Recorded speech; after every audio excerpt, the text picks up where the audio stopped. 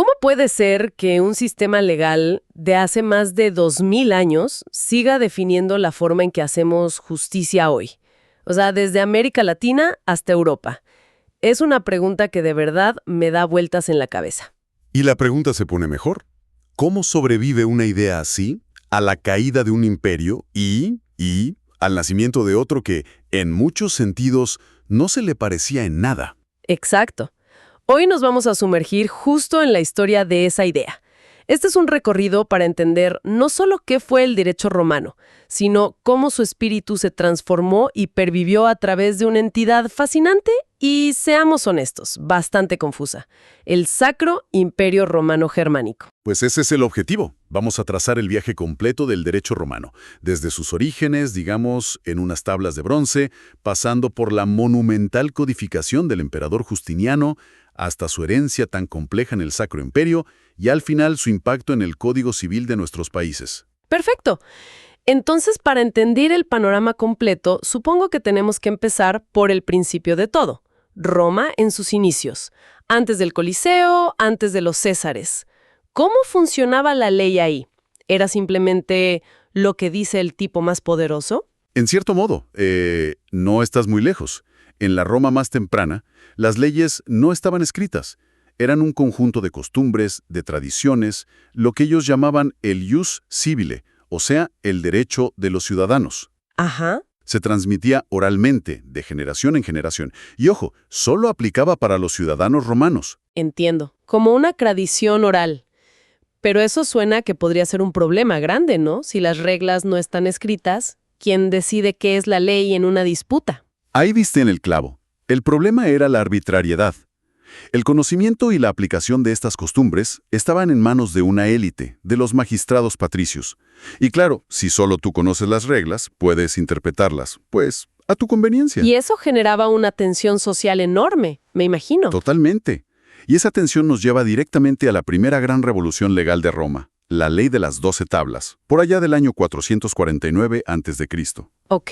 Los plebeyos, la clase común, básicamente se plantaron y exigieron que las leyes se pusieran por escrito.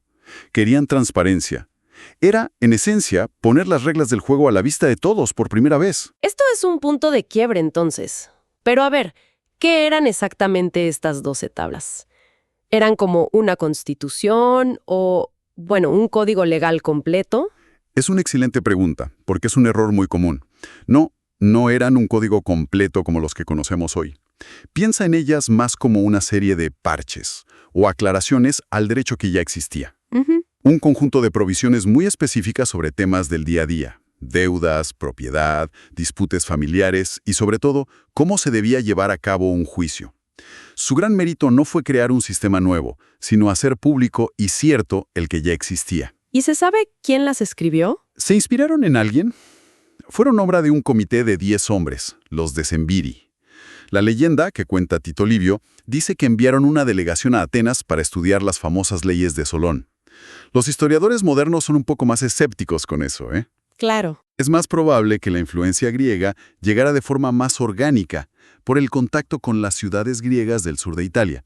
Pero lo importante es que este fue el cimiento, un cimiento que a medida que Roma crecía, se empezó a quedar pequeño. Claro, porque el ius civil solo aplicaba a ciudadanos romanos. Pero el imperio se expandió y de repente un romano está haciendo negocios con un egipcio, un galo. ¿Qué ley se aplicaba ahí? No podían usar la de los ciudadanos. Esa es la pregunta que obligó al derecho a evolucionar.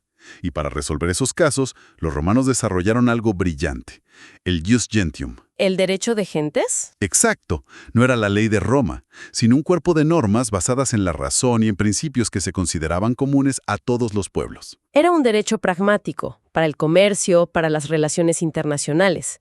Y de ahí dieron un paso filosófico más allá, hacia el ius naturale, el derecho natural. Y Cas, me imagino que alguien tenía que darle sentido a todo esto. Y esa es la pieza que lo cambia todo. Surge una nueva figura clave: los juristas. Y hay que aclarar que no eran abogados como los imaginamos hoy, litigando en tribunales. ¿Ah, no? No. Eran más bien intelectuales, académicos del derecho. Nombres como Gallo, Ulpiano, Paulo. Ellos convirtieron el derecho en una verdadera ciencia. ¿Una ciencia? ¿Cómo es eso? Pues analizaban casos, interpretaban las leyes, escribían tratados extensísimos, asesoraban a los pretores, que eran los magistrados que administraban justicia. Crearon categorías, definiciones, principios, un método para pensar la ley. ¡Wow! Fueron ellos quienes llevaron al derecho romano a su máxima sofisticación.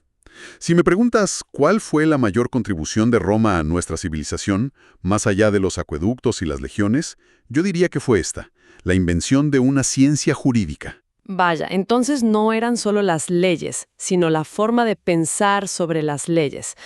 Ok, lo entiendo. Pero ahora la trama da un giro. Damos un salto de varios siglos, el Imperio Romano de Occidente ha caído, estamos en el siglo VI después de Cristo y nos encontramos en Constantinopla, en el Imperio Bizantino. Exacto. Y allí, el emperador Justiniano I se enfrenta a un problema monumental. Heredó siglos y siglos de leyes imperiales, edictos y, sobre todo, una cantidad absurda de escritos de aquellos juristas clásicos. Un caos. Y a sentirse como intentando encontrar un dato específico en Internet, pero sin Google. Justiniano vio en ese caos una oportunidad, usar la ley como una herramienta para unificar su imperio. Suena a un proyecto increíblemente ambicioso. ¿Por dónde se empieza a ordenar semejante caos? Esa es la clave. Su equipo decidió no mezclarlo todo. Separaron la doctrina de los juristas de las leyes de los emperadores. El resultado es una de las obras más influyentes de la historia de la humanidad, el Corpus Juris Civilis. El nombre suena imponente. ¿Podemos desglosarlo? ¿Qué contiene exactamente esa biblioteca legal definitiva? Claro, imagínalo en 4 grandes tomos. El primero, y el más importante, es el Digesto. Esta es la joya de la corona, el cerebro de todo. Es una compilación masiva de los escritos de los grandes juristas. Se dice que la comisión leyó más de 2000 libros para extraer la esencia. Un momento. ¿2000 libros? Eso es una locura. Es como crear el grandes éxitos definitivo de los juristas romanos. Es la analogía perfecta. El segundo tomo es el Código. Este es más directo, una colección organizada de todas las leyes imperiales que seguían en vigor. Si el Digesto era el por qué, el Código era el qué. Ok, tiene sentido. El tercer tomo son las instituciones. Este era básicamente el manual para estudiantes de primer año de Derecho, la puerta de entrada al sistema. Y finalmente, las novelas, que suena a ficción, pero simplemente eran las nuevas leyes que el propio Justiniano fue promulgando después. Impresionante. Justiniano básicamente crea una copia de seguridad de todo el pensamiento legal romano. Pero, ¿cuál fue su impacto real en ese momento? ¿Se empezó a usar en toda Europa occidental? Ahí está el detalle. Su impacto fue gigantesco, pero a muy largo plazo. En Occidente, tras la caída de Roma, este conocimiento se perdió casi por completo, durante siglos. ¿Se perdió? Sí. La Europa medieval se regía por costumbres germánicas, mucho más simples, y fragmentos muy básicos del viejo derecho romano. El corpus de Justiniano quedó olvidado. Olvidado. Entonces, ¿cómo es que estamos hablando de él ahora? Porque ocurrió uno de los redescubrimientos más importantes de la historia. En el siglo XI se encontró una copia completa del Digesto en una biblioteca en Italia, y empezó a ser estudiada de forma fanática en la recién fundada Universidad de Bolonia. ¡Wow! Romano en toda Europa. O sea, un libro perdido en una biblioteca cambia el curso de la historia legal del continente. Es increíble. Exactamente. Se convirtió en la base del llamado Jus Commune, un derecho común estudiado en todas las grandes universidades europeas, de Salamanca a París, de Oxford a Praga. Y este Jus Commune es el ancestro directo de los sistemas de derecho civil que hoy rigen en casi toda Europa continental y en toda América Latina. Entiendo. Entonces este derecho romano renace en las universidades. Pero al mismo tiempo, hay una entidad política enorme en Europa que se llama, literalmente, Sacro Imperio Romano.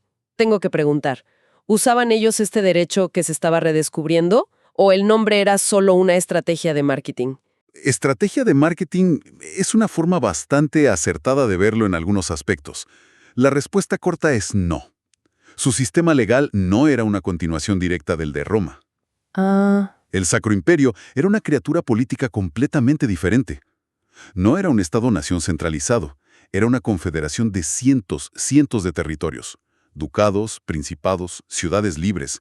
Un historiador lo describió brillantemente como un Flickenteppich. ¿Un cómo?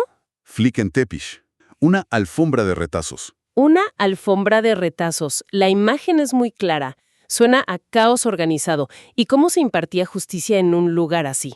Es que su propósito era distinto al de Roma.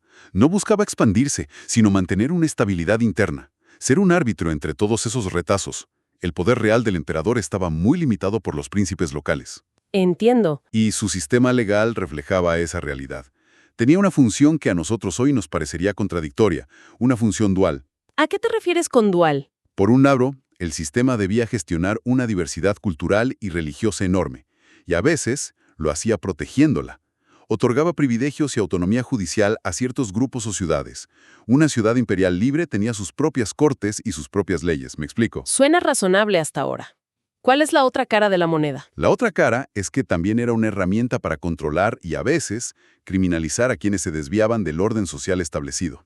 La Ständegesellschaft, la sociedad estamental. Espera, ¿cómo puede un sistema ser al mismo tiempo protector de la diversidad y una herramienta de exclusión? Suena a que la protección solo aplicaba a quienes ya tenían poder. Exactamente. La protección era para la diversidad de los poderosos. Duques, obispos, gremios. Pero para las minorías religiosas, como los judíos, o grupos migrantes vistos con sospecha, como los gitanos, el sistema podía ser increíblemente opresivo. La ley se usaba para mantener a cada uno en su lugar. Vale, creo que empiezo a ver el panorama. Durante siglos tenemos dos corrientes legales fluyendo en paralelo. Por un lado, en las universidades está el derecho romano de Justiniano, el ius commune, sofisticado, lógico, académico. El derecho de los intelectuales, sí. Y por otro lado, en la vida real del Sacro Imperio, tenemos este mosaico legal. Un montón de costumbres germánicas locales, privilegios feudales. ¿Cómo interactuaron estas dos corrientes? ¿En algún momento chocaron? Esa es la pregunta del millón, porque en su interacción nace el derecho moderno. Y más que chocar, lo que ocurrió fue una absorción gradual. El derecho romano que se enseñaba en las universidades se veía como algo superior, más racional, más sistemático que las viejas costumbres. Claro. Sobre todo, era mucho más útil para una economía que se estaba volviendo más compleja, con contratos comerciales, finanzas, cosas que las viejas costumbres no sabían cómo manejar. Tiene sentido, pero ¿cómo sale ese derecho de las aulas de la universidad y llega a los palacios de gobierno y a las cortes? A través de las personas. Los reyes, los príncipes, las ciudades ricas empezaron a contratar a los graduados de esas universidades, a los juristas formados en derecho romano. Los nombraban consejeros, jueces, administradores. Y estos expertos, poco a poco, empezaron a aplicar los principios del ius commune en las cortes locales. Espera un momento. Déjame ver si lo he entendido bien. Esto me parece un punto fundamental.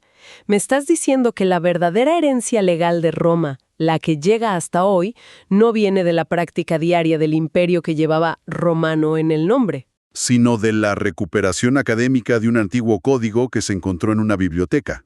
Exacto. Has dado en el centro de la diana. Qué ironía, ¿verdad? La herencia no fue política, sino académica. El Sacro Imperio fue el escenario, el contenedor, pero el contenido legal, el software, por así decirlo, vino de esa cápsula del tiempo de Justiniano. ¡Qué historia! Y supongo que este proceso de recepción culmina en algún momento. Culmina en los grandes movimientos de codificación de los siglos XVIII y XIX. El ejemplo más famoso y más influyente del mundo es el Código Civil francés de 1804, el Código Napoleónico. Ah, claro. Napoleón no se inventó esas leyes de la nada. Lo que su comisión de juristas hizo fue tomar todos esos principios del derecho romano que llevaban siglos estudiándose en Europa y los organizó en un sistema coherente, lógico y, muy importante, escrito en francés, no en latín. Y esos códigos son los abuelos de los nuestros. Son los padres directos. Esos códigos modernos son los ancestros de todos los sistemas jurídicos de la familia romano-germánica, que son los que se usan hoy en la mayor parte de Europa y toda América Latina.